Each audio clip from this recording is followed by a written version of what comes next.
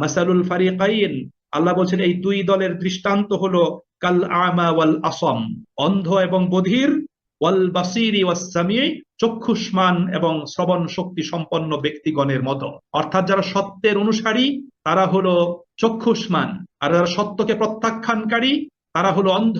যারা সত্যের অনুসারী, সত্যের পথে যারা দণ্ডায়মান, তারা হলো শ্রবণ শক্তি সম্পন্ন, এবং যারা সত্যের বিপরীত মেরুতে অবস্থান করে তারা হলো বদিরের ন্যায়।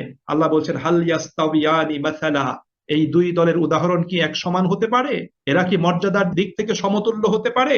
আল্লাহ তাআলা বলছেন, এই আলোচনা করার পরে ফাইনাল আল্লাহ পাকের পক্ষ থেকে প্রশ্ন। আল্লাহ বলছেন আফালা তাযাক্কারুন, আল্লাহ বলছেন তোমরা কি এই দৃষ্টান্ত থেকে, এই আলোচনা থেকে, এই বর্ণনা থেকে তোমরা কি কোনো শিক্ষা গ্রহণ করবে না? আল্লাহ পাকের প্রশ্ন।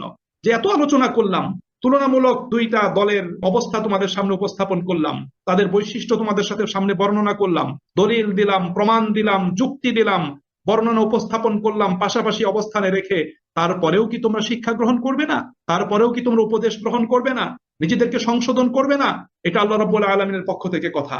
এই জন্য সম্মানিত ভাই এবং বন্ধুরা, আমাদের একটা জিনিস মনে রাখতে হবে যে আল্লাহ সুবহানাহু তাআলা পৃথিবীর মানুষের শিক্ষা গ্রহণের জন্য, নিজেদের সতর্ক হওয়ার জন্য, নিজেদের অবস্থার সংশোধনের জন্য আল্লাহ রাব্বুল আলামিন যথেষ্ট পরিমাণে সময় এবং সুযোগ দান করেন। আল্লাহ পাক অনেক অবকাশ দান করেন। এই অবকাশ যদি কেউ কাজে না লাগায়, সে যদি সময়ের সদ্ব্যবহার না করে, নিজেকে যদি সংশোধন করে না নেয়, নিজের অবস্থান যদি পরিবর্তন না করে, তাহলে সে কাল কিয়ামতের দিন আল্লাহ পাকের দরবারে কোনো অভিযোগ উপস্থাপন করতে পারবে না।